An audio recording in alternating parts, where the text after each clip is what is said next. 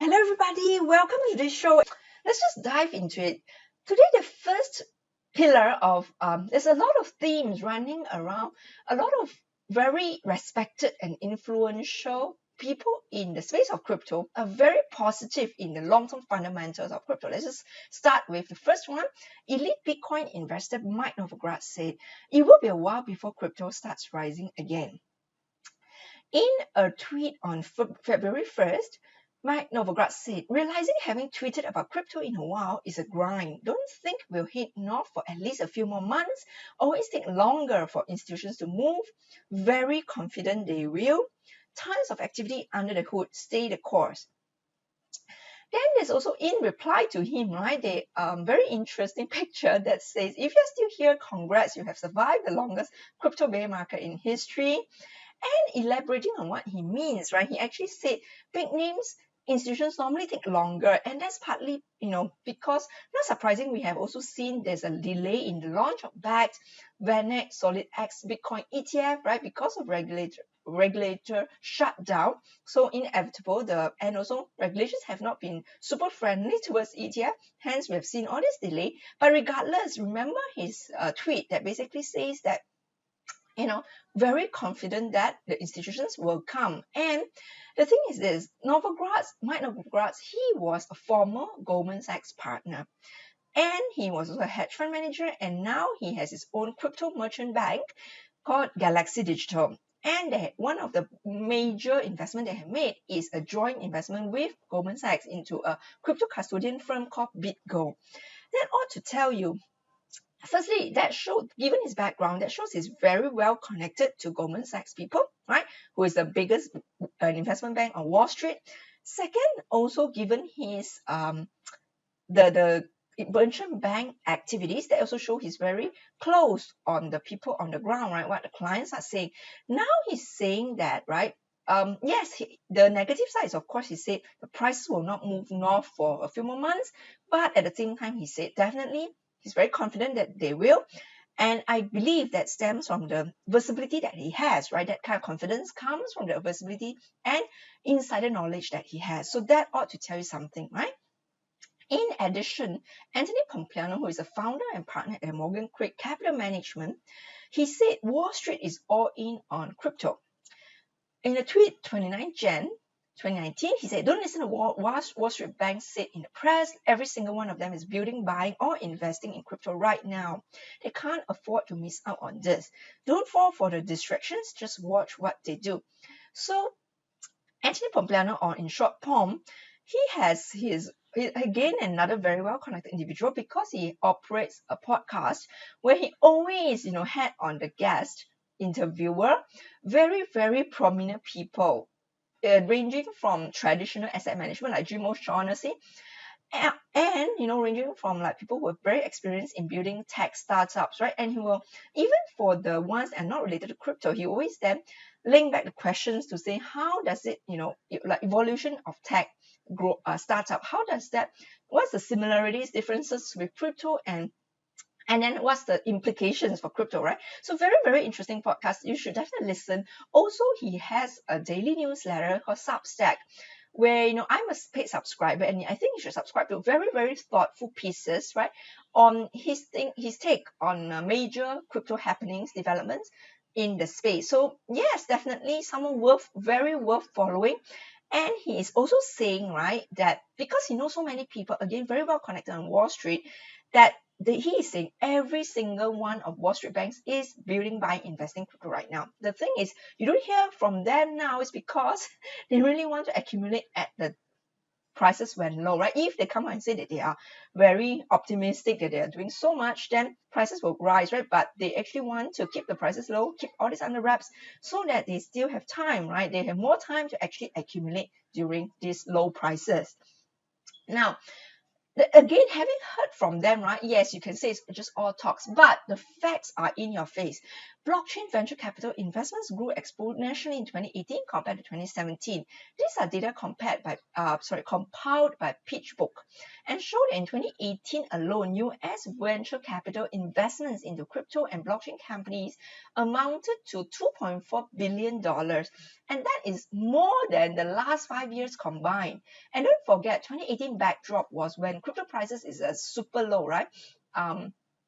After Bitcoin peaked at close to 20,000 in early 2018, prices basically have stayed range bound for a long time before bottoming at 3,000 plus level at the end of 2018. But this is the period where venture capital firms actually invested, right? And 2017 alone, it was just 600 million, and that amount grown 4 times to 2.4 billion, right? Even in the number of deals as well, similar, almost 100 deals in 2017, 3 times more in 2018 at 295 deals. So these are facts, right? Facts are facts, right? Yeah. Next, Twitter CEO in an interview to Joe Rogan said, I think currency of the internet will be Bitcoin. He appeared on Joe Rogan Experience podcast, which has over 4.4 million subscribers. Jack Dorsey, who is the CEO of Twitter, stated his conviction that the internet was evolving towards having a native currency. For the Twitter and Square chief Bitcoin, the top-ranked cryptocurrency seems best suited to that role. He said, I believe the internet will have a native currency, and I don't know if it's Bitcoin, but I think it will be Bitcoin given all the tests that has been through and the principles behind it, how it was created. It was something that was born on the internet, was developed on the internet, and was tested on the internet. It is of the internet. So in the past also, he has made similar comments, right, that Bitcoin, he believes, should be the native currency of the internet. And that is why he walked his talk as well. His company, Square's Cash App, only focus on providing Bitcoin, right? So that ought to tell you he strongly believes what he said. On top of that, we have researchers as well believe Bitcoin will surpass gold's $8 trillion market cap. Max Kaiser, a few of them, so they are Max Kaiser, who said that Bitcoin is also a gold system and that will be world changing. At the same time, another researcher called Willie Wu, who's an Australian cryptocurrency expert and researcher, he said that mathematical scarcity beats perceived scarcity. And all these comments seem to come from because there was a fact that there is a 700 quintillion asteroid that could allow humans to extract gold from it and send it back to Earth. That means not too long, well, there's no date here that says that, but then there will be an asteroid that can, basically give the planet Earth and us people more gold. And that's why that means the supply of gold will be increased. Whereas for Bitcoin, right, it has already been coded mathematically that it will be only 21 million units, right? And every now and then you hear people losing their coins, the most recent one being the Canadian exchange Quadriga CX. Because the founder is dead, now they have lost some Bitcoin as well, yeah? So every now and then, they are Bitcoin lost. So 21 million is the theoretical cap, but in actuality, they are actually less than that in the world. In terms of the token news and in terms of the building in the community, still, strong development despite market is generally quiet and, prices are still, continue to be depressed. Cosmos could be a game changer for the industry. So Cosmos seem to be like competitor to Ethereum, and very interestingly, there were a few very prominent people talking about them at the same time. So first you have Mike Novogratz. In his recent tweet, right, he in one of the comment section that he said, projected launch of the blockchain platform Cosmos could be a game changer for the industry. And he said also the introduction of Cosmos could single-handedly catalyze a bull run. And not only that, Galaxy, the digital head, went on to reveal that he was one of the earliest participants in Cosmos token sale events at a time when Ethereum was being traded for just $35. Not only that, you have also legendary venture capitalist Fred Wilson went on Twitter also to state that projects such as Filecoin, Algorand, and Cosmos could completely change the way in which crypto industry works as we move deeper into 2019. On top of that, you have Multicoin Capital's Kyle Samani, who believes that CZ, crypto-backed Divinity and Cosmos have the potential to shake things up and even challenge Ethereum's position as being the world's one of the world's premier blockchain ecosystems by the end of this year. Yeah, so I haven't done much research on Cosmos. I will, and in future video I will definitely talk more about this. Next, Ripple's partner Instagram joined Visa's fast track programs for its fintech payment system. So Instagram is a fintech company from Singapore, which is a RippleNet member. Interestingly, they have also recently joined Visa's fintech fast track program for the Asia Pac region. So, firstly, on Instagram first, what they use, they are a big user of XRP network. They are using both XVIA and XCurrent, basically for their global funds transfer. But now that they are also joining Visa, and what this fast track program is, basically they are given priority to process their payments, right? So it's more like a manual priority, and that's why they can prioritize their funds transfer. The interesting thing is that they said that they are not eager to abandon Ripple, but I believe because Visa today is still major name in the industry, and so right, it still makes sense to have both companies as an option, right? And in the future, of course, when XRP are shown to have even more success and even more dominant, then I believe there will be companies like this that will just use only one provider. Next, Ripple community rejoices as merchants can now accept XRP with payments with Coingate. So Coingate is a cryptocurrency payment processor.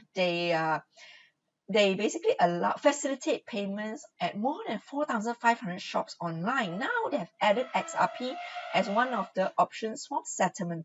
They already accept Euros, Bitcoin, and Ethereum. So definitely very interesting. And not only that, the users on Coingate can also buy XRP via their platform. So yeah, very good news for XRP. Next, on a bit on the government and also adoption, Malaysia, very interesting, it announces new crypto regulation requirements for exchanges.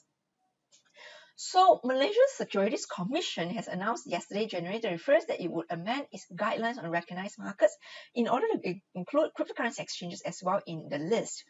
So interesting, they have put down very, very clear but stricter rules for any companies that want to operate a crypto exchange in Malaysia. Actually, this is one of the clearest and definitely one of the stricter rules compared to any other countries we have seen. These any companies that want to operate crypto exchange in the country have until March 1st to put up all the documentation to SC.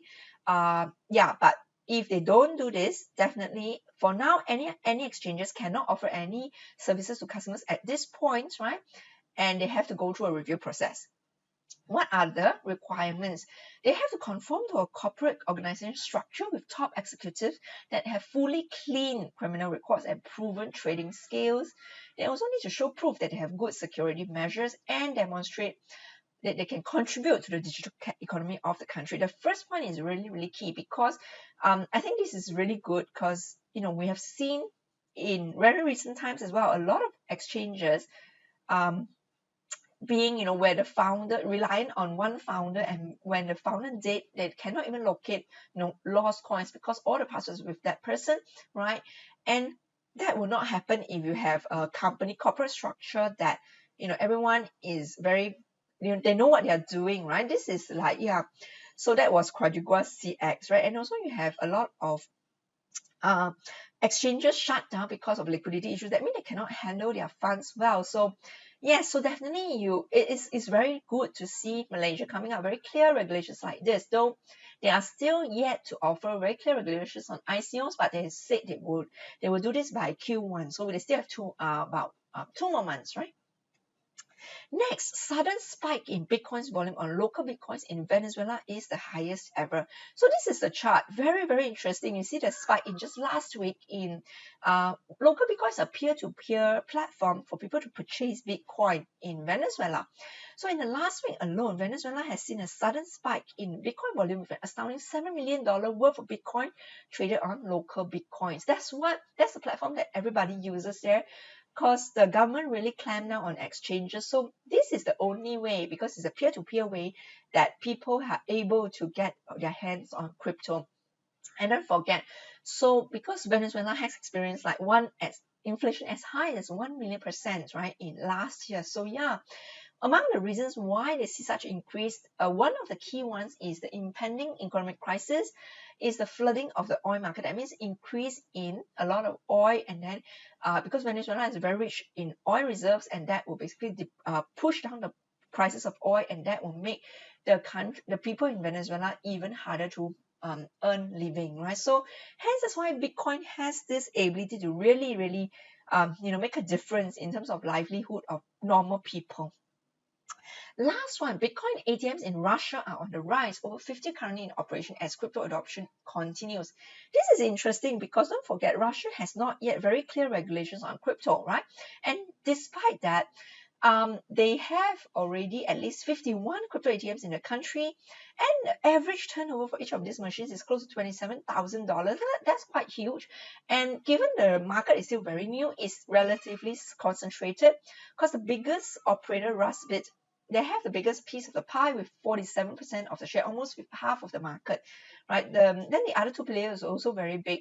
InvestCoin25 with 24% market share, BTC Omatic at 19% market share. That shows you as well, because the market is so new, that's why you can have this kind of concentrated market. Yeah. So that's all I have today, and hope you're having a great day wherever you are, right? If you like this, please subscribe, leave a like, leave a comment, right? Let me know what you would like to see in the future. And yes, yeah, hope you live with high energy, high passion. Thank you so much for watching. God bless. Thank you.